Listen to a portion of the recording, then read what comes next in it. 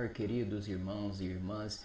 Iniciaremos agora a nossa lição de número 12, a penúltima lição, Jesus, o homem perfeito. A lição mais linda do trimestre e mais complexa, irmãos. E que o Espírito Santo nos ilumine e que nos dê a interpretação correta da forma da palavra de Deus. Texto áureo. E crescia Jesus em sabedoria, em estatura, em graça para com Deus e os homens. Lucas capítulo 2, verso 52. Notemos, irmãos, que esse versículo é repetição do versículo 40 do mesmo capítulo 2, que diz o seguinte: o menino crescia e se fortalecia em espírito, cheio de sabedoria, e a graça de Deus estava sobre ele. Lucas 2, verso 40. Jesus viveu como um menino comum junto de sua família. O texto diz que ele crescia em 3 pontos em sabedoria. Isso significa que ele aprendia cada dia mais como agradar a Deus. Crescia em estatura.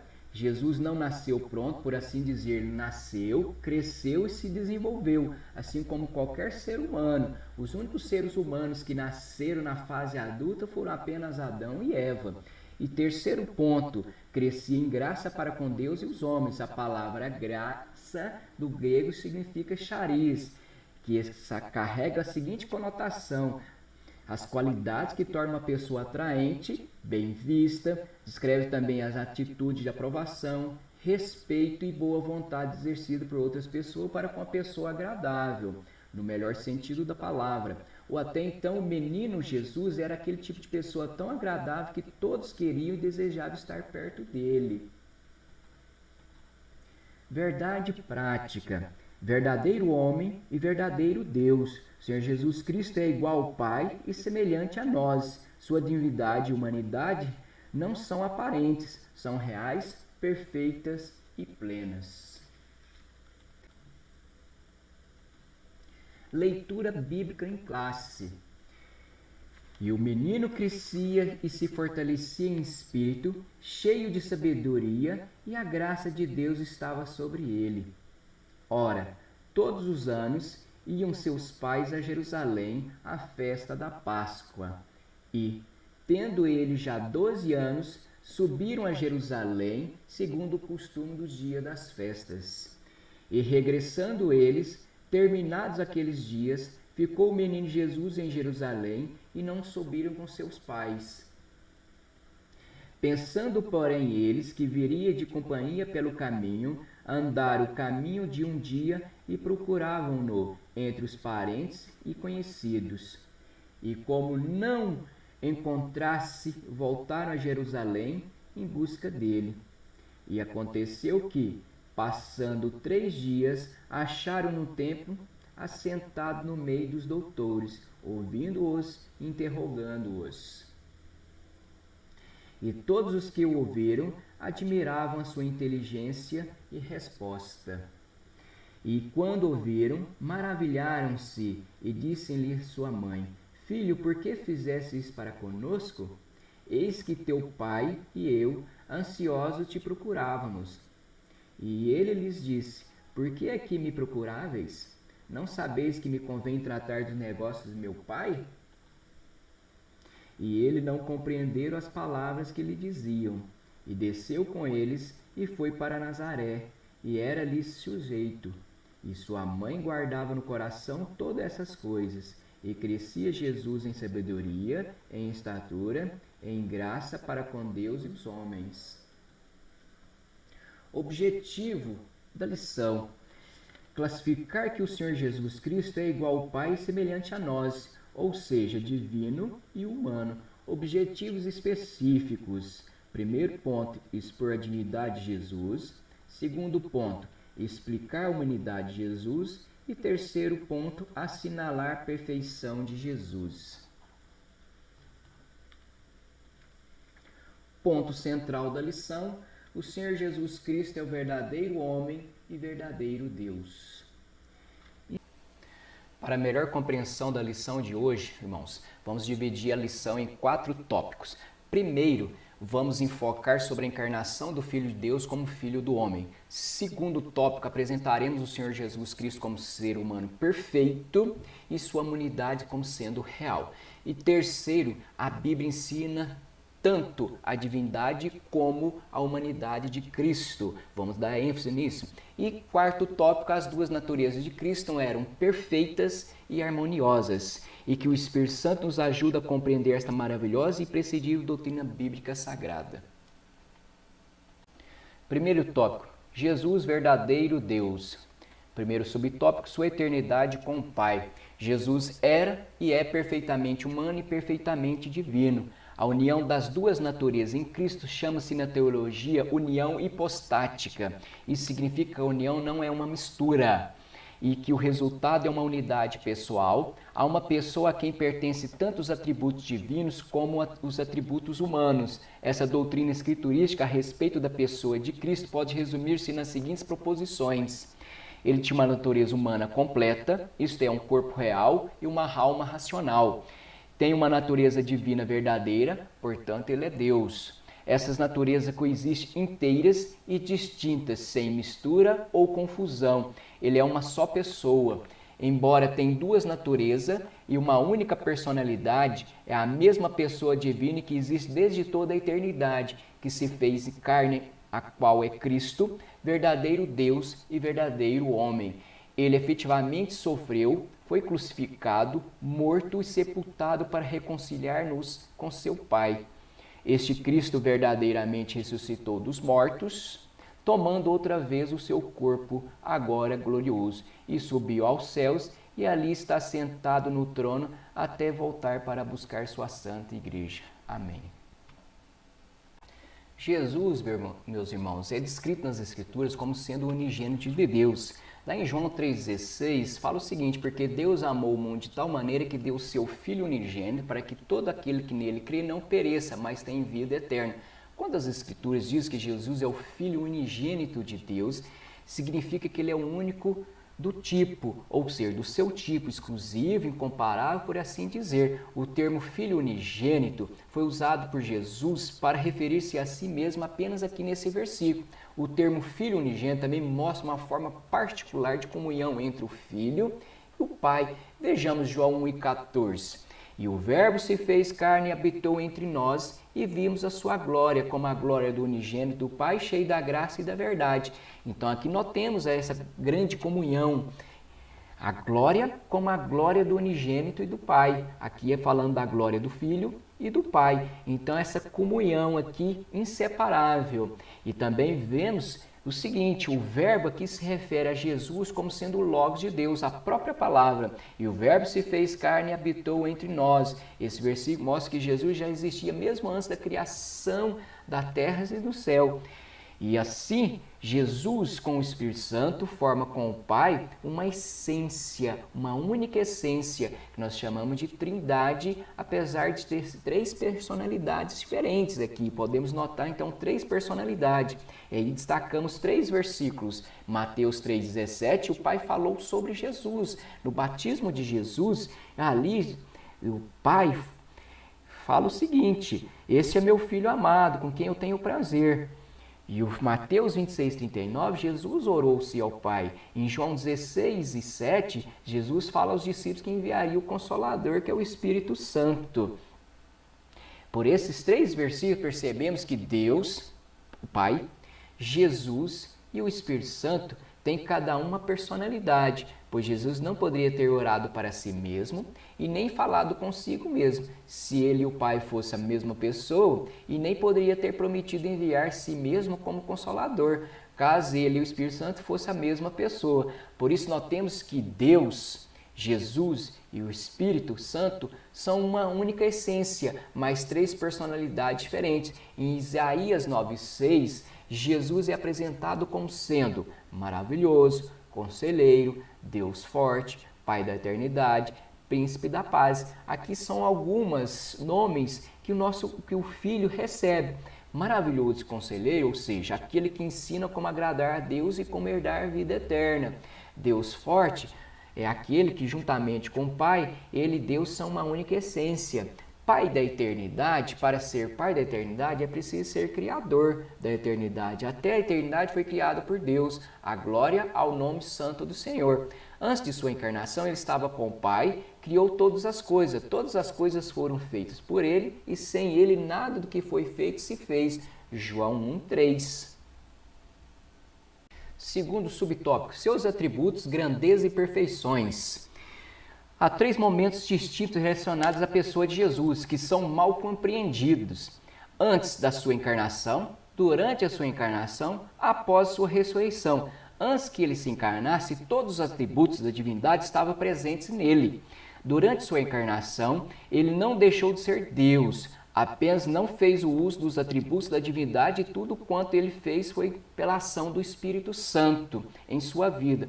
Após a sua ressurreição, ele declarou: é-me dado todo o poder no céu e na terra. Ele ressuscitou como homem perfeito e ao mesmo tempo como Deus todo-poderoso, no céu, na terra e debaixo da terra. E aí podemos ver alguns atributos. O primeiro aí, Jesus Cristo é a fonte da vida. Jesus, como fonte da vida, lá em João 1:4, ele mesmo diz: nele estava a vida, e a vida era a luz dos homens. E disse-lhe Jesus: eu sou a ressurreição e a vida. Quem crê em mim, ainda que esteja morto, viverá. João 1:25. Colossenses 2:9, porque nele, isto é, em Jesus, habita corporalmente toda a plenitude da divindade. Jesus é onipresente, ele pode estar em todos os lugares ao mesmo tempo, ensinando-as e a guardar todas as coisas que eu vos tenho mandado. Eis que eu estou convosco todos os dias até a consumação dos séculos. Amém. Mateus 28:20. Jesus é onisciente, ele sabe de todas as coisas. Mas Jesus, conhecendo os seus pensamentos, disse: por que pensais mal em vosso coração? Verso 5, pois o que é mais fácil, dizer ao paralítico: perdoados-te são os teus pecados, ou levante-te e anda? Mateus 9, 4 e 5, mostrando que Jesus é conhecedor de todas as coisas. Jesus também é onipotente, ele pode todas as coisas, todo o poder lhe é dado. Eu sou o alfa e o ômega, o princípio e o fim, diz o Senhor, que é, o que era e o que há de vir, Todo-Poderoso. Apocalipse 1:8. Terceiro subtópico. Esvaziou-se da sua glória, mas não de sua divindade. Para vir ao mundo da forma como nascem todos os seres humanos, com exceção de Adão e Eva, Jesus foi gerado no ventre de uma mulher, Maria. E é interessante observar que, segundo as Escrituras, Jesus não se esvaziou de sua divindade, mas sim da sua glória. Vejamos.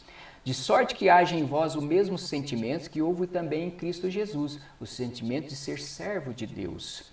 Verso 6, que sendo em forma de Deus, não teve por usurpação de ser igual a Deus. Jesus é Deus em essência, mas dentro do plano da criação, e o Pai quem dita as regras, por assim dizer. O Pai enviou o Filho, o Pai deu ao Filho um nome que é sobre todo nome. Verso 9 e 10. Verso 7. Mas aniquilou-se a si mesmo, tomando a forma de servo, fazendo-se semelhante aos homens. Ou seja, Jesus esvaziou de sua glória e não de sua divindade. O verso 8. E achando na forma de homens, humilhou-se a si mesmo, sendo obediente até a morte da cruz. O bom servo não questiona o Pai, mas simplesmente obedece.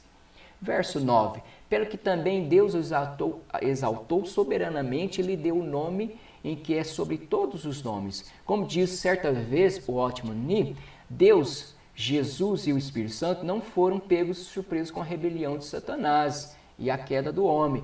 Ele não pode ser pego de surpresa. Eles, em sua infinita sabedoria, sabem o que fazer, como agir diante das situações que para nós são atônitas. No verso 10, para que o nome de Jesus se dobre todo o joelho dos que estão nos céus e na terra e debaixo da terra. Isso significa o seguinte: já havia sido determinado por Deus antes da fundação do mundo. Podemos supor isso analisando 1 Pedro e Apocalipse, que isso vai ocorrer e já estava determinado lá no passado. E verso 11, e toda a língua confessa que Jesus Cristo é o Senhor para a glória de Deus Pai. Quando diz que toda a língua confessa e vai confessar que Cristo é o Senhor e a glória de Deus Pai, porque assim foi determinado por Deus Pai, Deus Filho e Deus Espírito Santo, antes da criação do mundo. Vemos em toda a Bíblia que os três estiveram e estão sempre presentes na criação. Filipenses 2, versos do 5 ao 11, na qual nós analisamos aqui.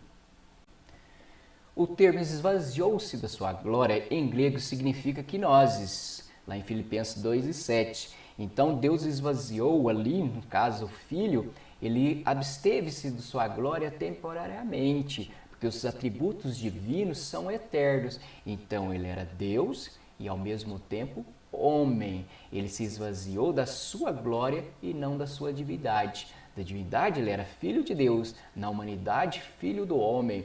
E aí, contendo os atributos divinos, são eternos e imutáveis. Abriu mão da glória que foi temporariamente. Então Jesus, o Cristo, ou Messias, ou simplesmente em português, o ungido, esvaziou-se da sua glória, mas não da sua divindade. Amém. Segundo tópico, Jesus, verdadeiro homem. Primeiro subtópico, Jesus estava no seio do Pai. Antes da sua encarnação, Jesus achava-se no seio do Pai. No Antigo Testamento, Jesus ainda não havia sido totalmente revelado. Por assim dizer, no Antigo Testamento, Deus se comunicou com a humanidade através de várias pessoas. A partir do Novo Testamento, Deus passou a se comunicar com os homens de maneira mais clara, através de seu Filho Jesus. Podemos dizer que, em Cristo, Deus se tornou um homem e viveu na terra como tal. Observamos João 1,18. Deus nunca foi visto por alguém. O Filho unigênito que está no seio do Pai, esse o fez a conhecer. Este versículo pode ser traduzido como: ninguém nunca conseguiu ter comunhão tão plena, perfeita com Deus, somente Jesus conseguiu tal façanha, ou conseguiu isto. Profetizado do Antigo Testamento. A vida de Cristo é anunciada ou profetizada em todo o Antigo Testamento. O primeiro anúncio sobre Cristo na Bíblia nós podemos encontrar em Gênesis 3:15. Eu porei inimizade entre ti e a mulher, e entre a tua semente e a sua semente. Essa te ferirá a cabeça e tu lhe ferirás o calcanhar. Gênesis 3:15. A semente da mulher que representa Cristo. A frase tu lhe ferirás o calcanhar refere-se às inúmeras tentativas de Satanás de derrotar Cristo durante a sua vida terrena. A frase esta te ferirá a cabeça refere-se à derrota de Satanás quando Cristo cumpriu sua obra redentora e ressuscitou-se dos mortos. A mordida no calcanhar não é mortal, mas o ferir a cabeça sim. Deus estava revelando o seu plano para derrotar Satanás e oferecer a salvação ao mundo através de seu Filho Jesus Cristo. A Bíblia aponta para Cristo do início ao fim. Encontramos Cristo em cada livro da Bíblia, do Gênesis ao Apocalipse. Podemos dizer que Jesus, a Bíblia é cristocêntrica. Em Gênesis, ele é a semente da mulher. Em Êxodo, ele é o cordeiro pascal. Em Levítico, ele é o sumo sacerdote. Em Números, ele é a rocha ferida. Em Deuteronômio, ele é a lei da nossa salvação. Em Josué, ele é o nosso capitão. Ele é o que luta pelo seu povo. Em Juízes, ele é o libertador. Em Ruth, ele é o parente divino, aquele que nos resgata. Em 1 e 2 Samuel, ele nos unge a cabeça com óleo. Em 1 e 2 Reis, ele é o rei prometido. Em 1 e 2 Crônicas, ele é o Senhor da vitória. Em Esdras, ele é o redentor. Em Neemias, ele é o que reedifica os muros. Em Esther, ele é o nosso advogado. Ele livra o seu povo da destruição. Em Jó, ele é o nosso redentor. Em Salmos, ele é o bom pastor. Em Provérbios, ele é a sabedoria. Em Eclesiastes, ele é o pregador sem vaidades. Em Cantares de Salomão, ele é o noivo que ama a sua igreja. Em Isaías, ele é o Messias que havia de vir, o servo sofredor. Em Jeremias, ele é o profeta que chora. Em Lamentações de Jeremias, ele é o Senhor que chora pelo seu povo. Em Ezequiel, ele é o maravilhoso ser das quatro faces. Em Daniel, ele é o quarto homem da fornalha de fogo. Em Oséias, ele é o que se afasta da iniquidade do povo. Em Joel, ele é o que batiza com o Espírito Santo. Em Amós, ele é o grande governador do universo. Em Obadias, ele é o Senhor que destrói os nossos inimigos. Em Jonas, ele é o grande missionário que leva a palavra de Deus ao mundo. Em Miqueias, ele é o mensageiro dos pés formosos. Em Naum, ele é o Senhor que persegue os ímpios. Em Abacuque, ele é o justo. Em Sofonias, ele é o Senhor da linhagem pura. Em Ageu, ele é o templo de Deus. Em Zacarias, ele é o pastor ferido, das mãos transpassadas, o edificador do templo do Senhor. Em Malaquias, ele é o sol da justiça. Em Mateus, ele é o Messias. Em Marcos, ele é o servo maravilhoso. Em Lucas, ele é o Filho do Homem. Em João, ele é o Filho de Deus. Em Atos, ele é o justo, Senhor de todos, Senhor de quem nos salva. Em Romanos, ele é o pacificador. Em 1 e 2 Coríntios, ele é o destruidor da morte, o único fundamento, a imagem de Deus. Em Gálatas, ele é o Senhor da graça. Em Efésios, ele é o exemplo supremo. Em Filipenses, ele é o prêmio da nossa vocação. Em Colossenses, ele é o Deus, o cabeça da igreja. Em 1 e 2 Tessalonicenses, ele é aquele que virá em outra vez. Em 1 e 2 Timóteo, ele é o bem-aventurado, o único soberano, juiz de todos os homens. Em Tito, ele é o Redentor. Em Filemon, ele é o Senhor que nos liberta. Em Hebreus, ele é o autor da nossa salvação.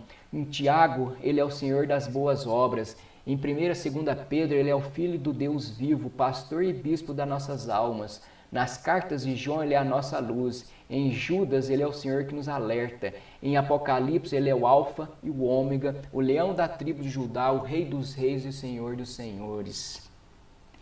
E aí também podemos abrir aqui, irmãos, um parênteses. Surgiu uma teoria da coincidência das profecias sobre o Messias, em uma obra literária intitulada Em Defesa de Cristo, escrito por um judeu convertido-se ao cristianismo. Ele, em sua apologia, ele defende Cristo em suas 48 profecias. Então, se a gente pegar toda a Bíblia, há 48 profecias sobre a vinda de Jesus, o Messias, o resgatador de Israel. Lá ele fala o seguinte nesse livro, Em Defesa de Cristo, e que essas 48 profecias, para ser cumprida da forma que foi cumprida e na ordem, seria na ordem de 1 trilhão elevado à 15ª potência. Isso seria mais do que todos os átomos existentes no universo hoje. Isso aí a título de curiosidades, irmão. Terceiro subtópico, encarnado no Novo Testamento. O Filho de Deus tornou-se de fato carne, por assim dizer. O Verbo se fez carne e habitou entre nós e vimos a sua glória como a glória do unigênito do Pai, cheio de graça e de verdade. João 1:14. A humanidade de Cristo foi real, seu nascimento foi tão natural quanto o nosso, lá em Lucas 2:1-7. Ele teve fome, sede, Mateus 4:2, João 9:28. Experimentou profunda tristeza, Mateus 26:38. A humanidade de Cristo em nada difere da nossa, exceto pelo fato de ele não ter pecado. Hebreus 4:15 diz o seguinte, porque não temos um sumo sacerdote que não possa compadecer-se das nossas fraquezas, porém, um que, como nós, em tudo foi tentado, mas sem pecado. A humanidade de Jesus era perfeita, em nada difere da nossa, exceto quanto ao pecado, como dissemos em Hebreus 4:15. Quarto tópico. Jesus nasceu na plenitude dos tempos. Ao escrever aos Gálatas, afirmou Paulo que, vindo à plenitude dos tempos, Deus enviou seu Filho, nascido de mulher, nascido sob a lei, para remir os que estavam debaixo da lei, a fim de recebermos a adoção de filhos. Gálatas 4, versos 4 e 5. Há duas interpretações, segundo os teólogos, irmãos, sobre o que é plenitude dos tempos. Primeiro, o que está aqui em pauta nas palavras de Paulo é que todo o período pré-messiânico, todas as profecias que falavam da vinda de Cristo se completaram com a vinda e a obra redentora de Cristo. Ele foi finalmente revelado para Israel e para o mundo. Para alguns teólogos, é essa a conotação quando se fala de plenitude dos tempos. Em segunda conotação, em sua presciência, Deus levantou 3 significativos povos e culturas para preparar o mundo para recepcionar seu Filho e para cooperar na divulgação universal do Evangelho. Israel, por meio das sinagogas espalhadas por todas as nações, a Grécia, por intermédio de seu idioma e filosofia, o exame natural das coisas pela luz natural da razão, e finalmente Roma, por meio de suas leis, governo e estradas de excelentes qualidades que apresentavam para espalhar aí a obra redentora de Cristo. Então tem esses significados, irmãos. Quinto subtópico. Em Israel, Jesus é apresentado ao mundo. Vós adorais o que não sabeis, nós adoramos o que sabemos, que a salvação vem dos judeus. João 4:22. Saiba, pois, com certeza toda a casa de Israel que a esse Jesus, a quem vos crucificasse, Deus o fez Senhor e Cristo. Atos 2,36. Gálatas 3, 26 ao 28. 26. Porque todos sois filhos de Deus pela fé em Cristo Jesus, porque todo mundo quanto fosse batizado em Cristo já vos revestis de Cristo. Verso 28. Nisto não há judeu, nem grego, não há servo, nem livre, não há macho, nem fêmea, porque todos vós sois um em Cristo Jesus. O homem, o Filho de Deus, que segundo a carne, também filho de Davi e de Abraão, nasceu em Israel sob a lei de Moisés e a de Roma, tendo ele uma educação harmônica e perfeita, tanto diante de Deus quanto dos homens. Iniciou seu ministério aos 30 anos de idade e, conforme veremos nos próximos tópicos, o Senhor Jesus foi em todas as coisas o mais perfeito dos homens. Terceiro tópico, Jesus, o homem perfeito. E primeiro subtópico, a humanidade de Jesus. Nós acreditamos na plena humanidade de Jesus. Cremos que ele possuía um corpo e alma realmente humanos. Podemos ter certeza de que Cristo possuía um corpo humano pelas seguintes considerações. Pelas passagens bíblicas que falam de seu nascimento ou encarnação. 81 vezes ele é chamado Filho do Homem. Paulo, falando dele, disse, nascido de mulher, Gálatas 4:4, e é visto como os filhos participam da carne e do sangue também ele participou das mesmas coisas. Pelo que convinha que em tudo fosse semelhante aos irmãos, Hebreus 2:14, verso 17. Também naquelas passagens que falam do desenvolvimento, desejos e experiências físicas de Jesus. E crescia Jesus em sabedoria e em estatura. Depois teve fome, Mateus 4:2. Tenho sede, João 19:28. Jesus, pois, cansado do caminho, João 4:6. Jesus chorou, João 11:35. Todos esses detalhes, juntamente com a morte e o sepultamento dele, confirmam que ele possuía um corpo suscetível às mesmas experiências que nós temos num corpo realmente humano. Que Cristo possuía uma alma humana evidencia-se pelos fatos seguintes. Uma alma humana consiste em sensibilidade, entendimento e vontade. Logo, se defendemos que Cristo possuía sensibilidade, entendimento e vontade humanas, fica claro que ele possuía uma alma humana. Cristo possuía uma sensibilidade humana. Em verdade, que Deus tem sensibilidade em um sentido absoluto, mas em Cristo achamos também uma sensibilidade finita, semelhante àquela que encontramos nos demais homens. Porém, um que, como nós em tudo, foi tentado, mas sem pecado. Hebreus 4:15. Os únicos canais pelos quais a tentação pode chegar à alma humana são pelos apetites canais, pela imaginação que leva à presunção e ao fanatismo, pela ambição pessoal. Jesus foi sensível a todos esses canais e por isso em tudo foi tentado como nós. Como vemos, demonstrando no capítulo 4 do Evangelho de Mateus, ele foi tentado a saciar suas necessidades carnais se aceitasse a proposta ilícita de Satanás. Foi também tentado pelo fanatismo e pela presunção. Satanás, nada conseguindo através desses canais, ofereceu-lhe a fama, distinção e glória mundanas. Mas a divindade nele não podia ser tentado por estas coisas, porque Deus não pode ser tentado pelo mal. Tiago 1:13. Por isso seria impossível que Cristo fosse tentado sem possuir ao mesmo tempo a sensibilidade humana. Mais um detalhe, a sensibilidade humana de Jesus revela-se no fato de que ele sentiu tristeza e angústia. Na noite em que foi entregue, disse, a minha alma está cheia de tristeza até a morte. Mateus 26:38. E Isaías, prevendo o sofrimento de Cristo, disse, todavia ao Senhor agradou moê-lo, fazendo-o enfermar, quanto a sua alma se puser por expiação do pecado. O trabalho da sua alma ele verá e ficará satisfeito. Isaías 53, verso 10 ao 11. Estas e muitas outras passagens demonstram que Cristo tinha sensibilidade humana, porque lhe seria impossível angustiar-se ou sentir tristeza na sua alma se estivesse sem sensibilidade. Como Jesus possuía sensibilidade humana, da mesma forma tinha um entendimento humano. Consta-se isso na afirmação, e crescia Jesus em sabedoria, em estatura e em graça para com Deus e os homens. Lucas 5:52. Esta passagem não pode ser aplicada ao seu entendimento ou sabedorias divinas, porque Deus é onisciente e não precisa crescer em nada. Portanto, concluímos que sua humanidade teve um entendimento finito e, como tal, crescia e desenvolver-se. No mesmo sentido, Jesus revela seu entendimento humano quando diz, mas aquele dia e hora ninguém sabe, nem os anjos que estão no céu, nem o Filho, senão o Pai. Marcos 13:32. Jesus possuía também uma vontade humana, ainda que esta tenha sido sempre sujeita à vontade divina. Diz ele, porque não busco a minha vontade, mas a vontade do Pai que me enviou. João 5,30. Porque eu desci do céu não para fazer a minha vontade, mas a vontade daquele que me enviou. João 6,38. Vemos esta vontade hesitada por um momento e dizendo, Pai, se queres, passa de mim esse cálice. Todavia, não se faça a minha vontade, mas a tua. Lucas 22:42. Na sua divindade, a vontade do Filho e a vontade do Pai era a mesma, mas como nessas passagens Jesus faz uma distinção entre a vontade dele e a vontade do Pai, fica claro que Jesus falou da sua vontade humana.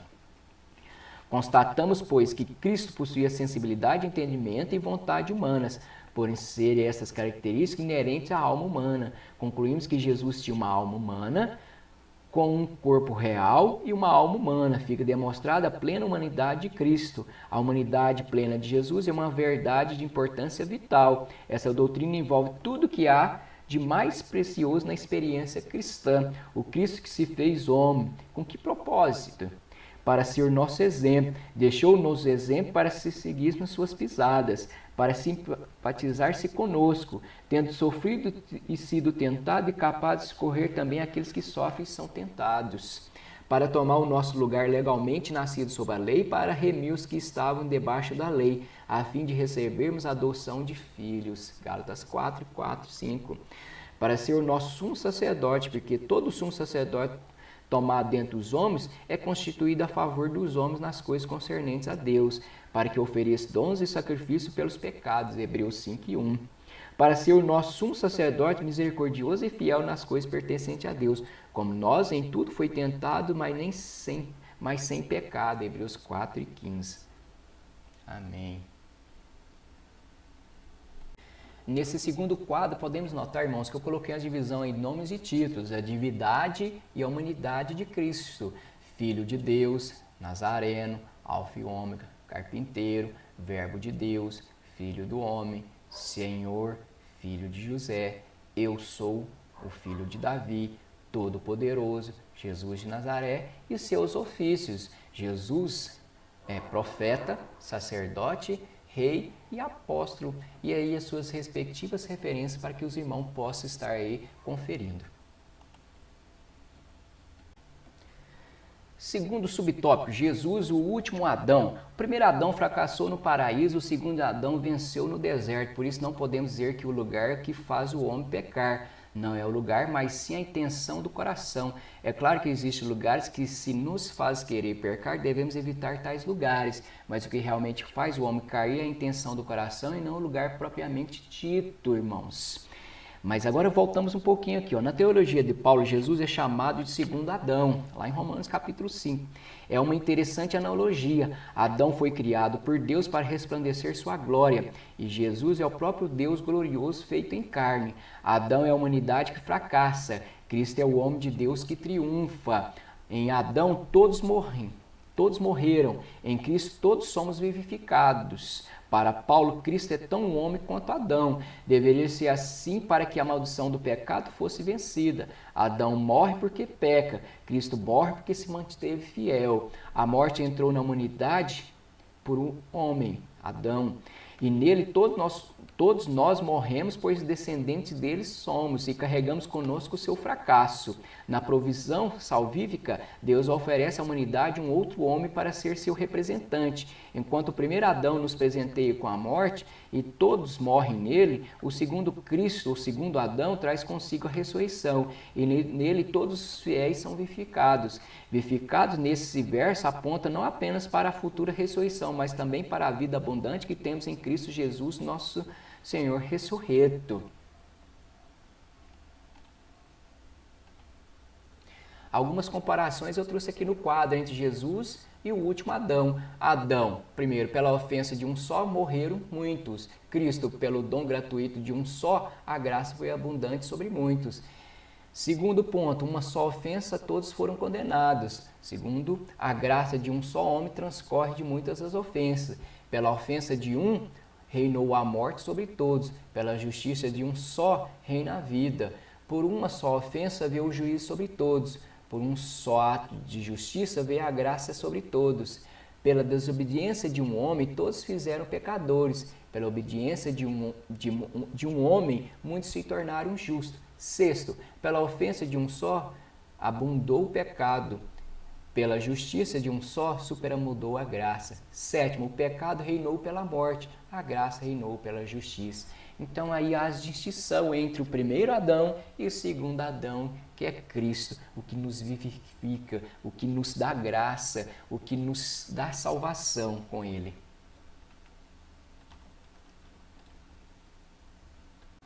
Terceiro e último subtópico, a perfeição espiritual e moral de Jesus.